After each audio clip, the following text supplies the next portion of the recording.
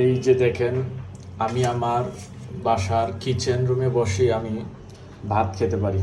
তো কিচেন রুমে বসে ভাত খাওয়ার জন্য এই যে একটা টুল নেই, তারপরে যে এখানে যে একটা থাক আছে, এই থাকে এই যে এই ডাল তরকারি ভাত রাখা।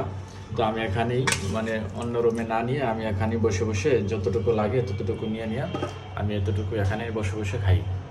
আমি আমার কিচেন রুমে বেশিরভাগ সময় যখন একা একা ভাত খেতে হয়, তখন আমি যে কিচেন রুমে বসে বসেই এখান থেকে সরাসরি তরকারি পাতিল থেকে নিয়ে তারপর আমি যেখানে বসে খেতে পারি, যেটার মধ্যে আছে ভাত। আর এখানে যে হাত ধোয়ার বেসিন আছে, একদম সহজ উপায় আমি এখানে বসে বসে ভাত খাই। তো এই যে দেখেন, আগে যে কপির তরকারি দিয়ে আমি এখন এই যে একটু খুব সহজ উপায়ে মানে কোনো পরিশ্রম ছাড়া, কোনো ঝামেলা ছাড়া কিচেন রুমে বসে সরাসরি ভাত খাই নি।